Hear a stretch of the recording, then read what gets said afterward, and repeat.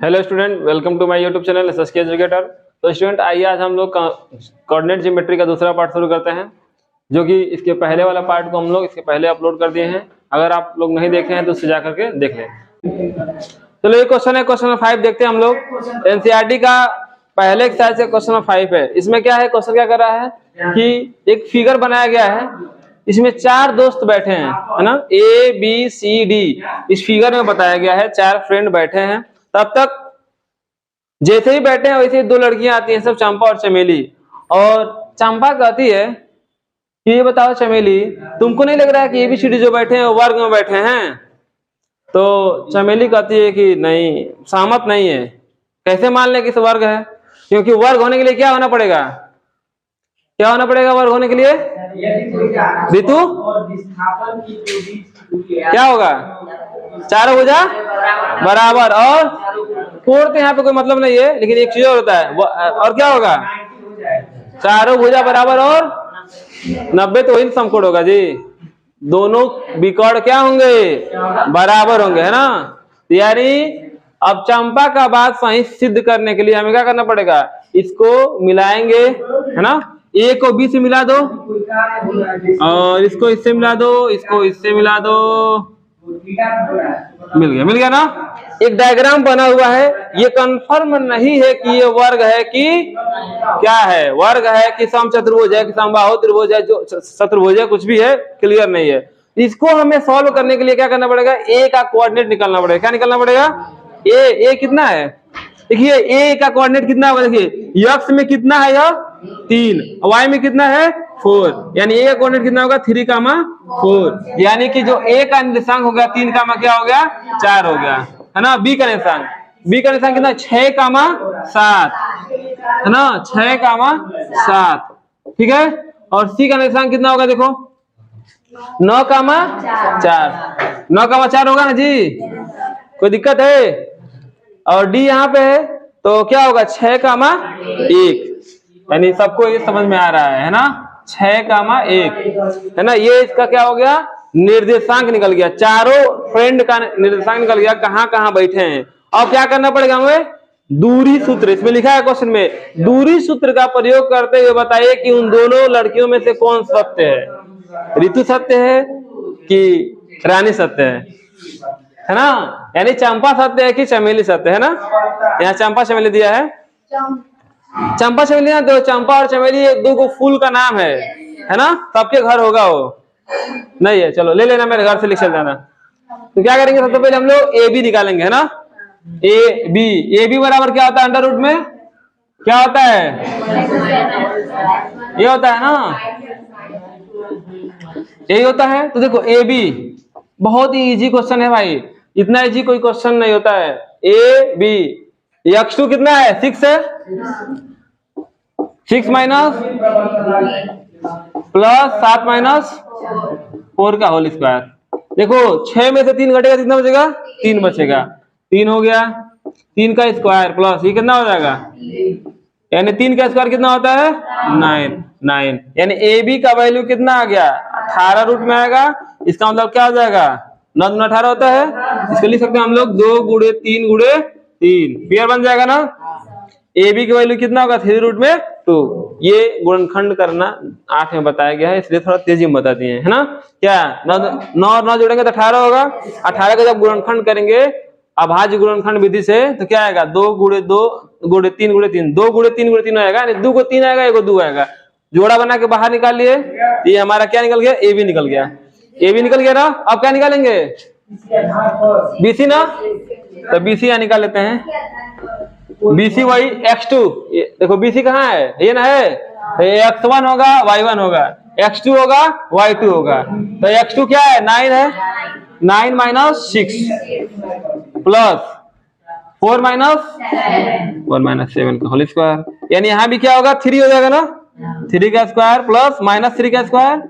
यानी यहाँ से देखने से लग रहा है क्या है? ये भी क्या आएगा? 9 + 9 आ रहा है ना। यानी कितना हो गया? 18 आया रूट में। यानी BC कितना आ गया? 3 रूट में 2। यहाँ 2 को तो बराबर आ गया ना। अब 2 को और चेक करेंगे, फिर 2 को और निकालेंगे, 6 को निकालना पड़ेगा। फिगर मिटा दे रहे हैं।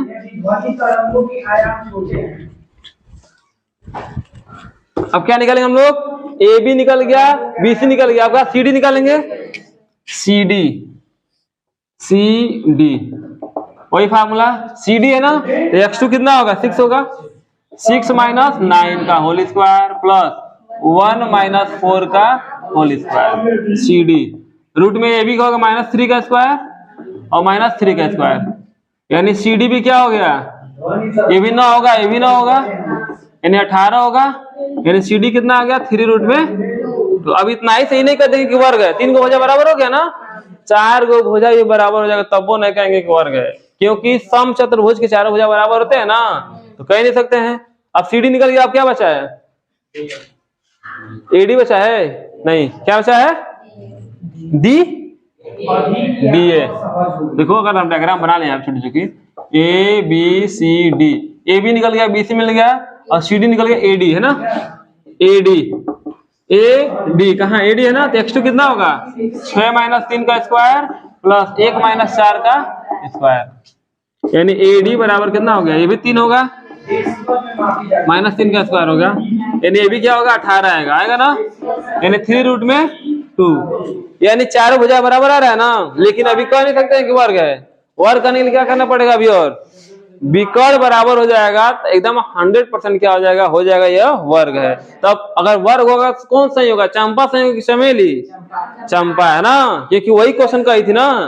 तो अब डायगोनल कौन होगा, ए सी होगा, एगो बी डी, ए सी निकालो, ए सी देखो ए सी है, x2 कितना है 9 है, 9 माइनस 3 का स्क्वायर प्लस 4 माइनस 4 ना जी, ये तो बेचारा 0 हो गया, 6 का स्क्वायर हो गया और प्लस 0 का स्क्वायर, यानी वर्गमूल निकाल लेंगे, क्या उसको स्क्वायर ना करो, वर्गमूल निकल जाएगा ना। देखिए ये क्या होगा, 6 का स्क्वायर होगा और स्क्वायर रूट ले लो तो क्या आएगा 6 आएगा, निकल गया ना। अब एक और डायगोनल है, कौन, बीडी है ना, दिख रहा है, ये दिख रहा है ना पूरा, चलो बीडी, बीडी कितना है भाई, बी डी 6 माइनस 6 हो जाएगा, 6 माइनस 6 का होल स्क्वायर प्लस 1 माइनस 7 का होल स्क्वायर, ये भी 0 हो गया और ये माइनस में 6 का स्क्वायर, यानी ये भी क्या होगा 36 हो जाएगा, यानी बी डी कितना आ गया 6। यानी कहने का मतलब क्या है, जब किसी चतुर्भुज के 4 भुजा बराबर हो और जब 2 विकर्ण बराबर होते हैं तो वो जो चतुर्भुज होता है क्या होता है, वर्ग होता है ना। लिखेंगे यहाँ पे, अतः लिखेंगे ए बी बराबर बी सी बराबर सी डी बराबर ए डी इक्वल टू कितना है 3 रूट में 2, अरे भाई ना, और ये क्या है ए डी बराबर नहीं, ए डी नहीं, ए सी बराबर कितना है, बी डी कितना है 6, यानी चारों भुजाएं बराबर हैं, विकर्ण बराबर है ना। अतः क्या होगा, अतः ए बी सी डी एक, अतः ए बी सी डी एक क्या होगा, वर्ग है तथा कौन सही है, चंपा, चंपा सही है ना। अंदाजा क्या हो गया, सही हो गया, यानी अंदाजा भी लगाना जरूरी है, तभी तो मालूम चलेगा सही लगा रहे हो गलत लगा रहे हो। तो अब इस क्वेश्चन को नोट कर लो, आगे क्वेश्चन सॉल्व करते हैं। अगला किसी को कोई दिक्कत है जल्दी बताए, कमेंट कर दे जल्दी।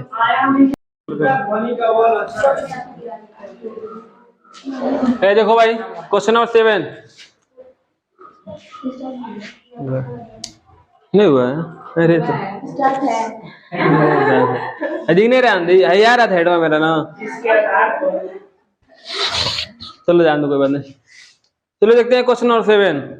क्वेश्चन नंबर 7 क्या है, देखो बहुत आसान क्वेश्चन है और बहुत ही इंपॉर्टेंट है, ऐसे क्वेश्चन अनेकों बार एग्जाम में आए हैं, इसलिए इसको देख लो।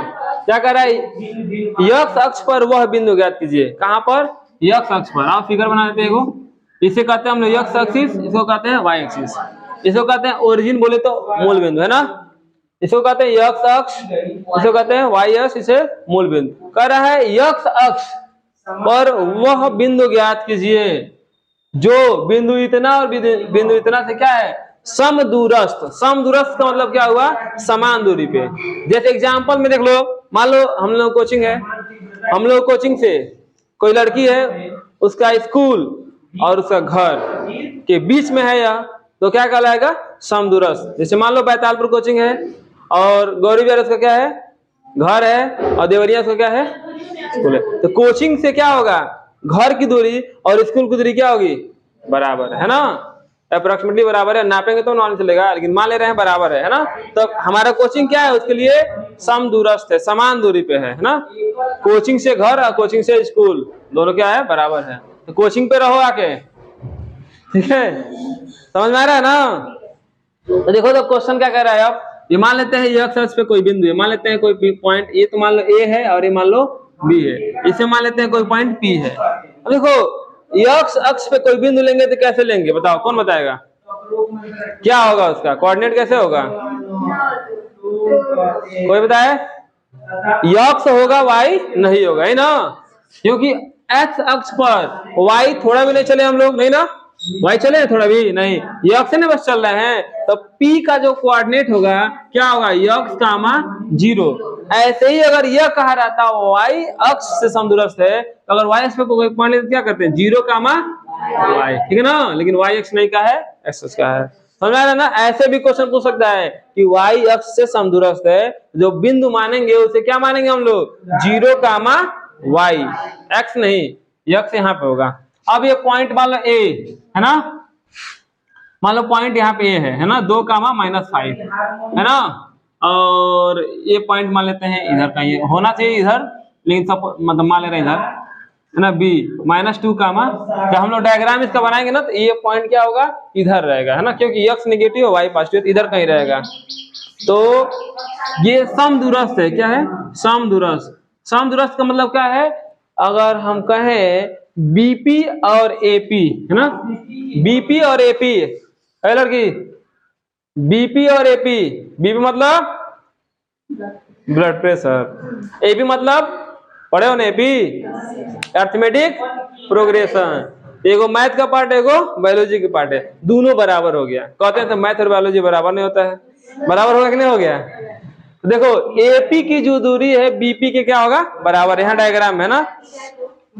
तो निकालना है क्या है, हमको बिंदु पी का निशान निकालना है ना। माना यक्स अक्ष पर कोई बिंदु, माना यक्स अक्ष पर कोई बिंदु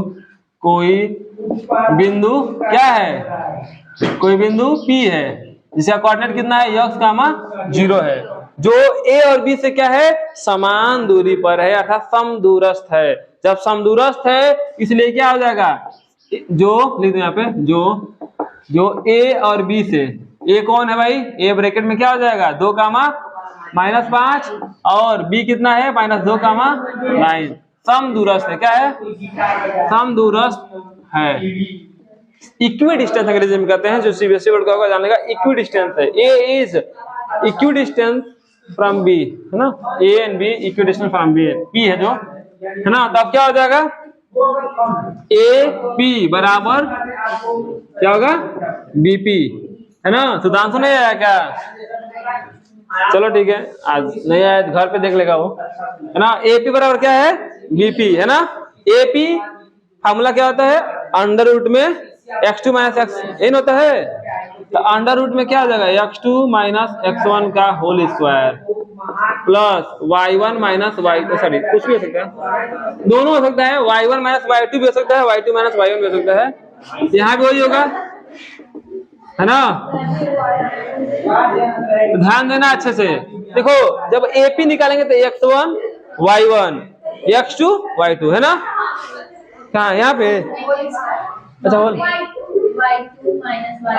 अरे तो फार्मूला हो जाएगा है ना। देखो x2 कितना है, 2 माइनस यह सही ना होगा का होल स्क्वायर, प्लस y2 कितना है, -5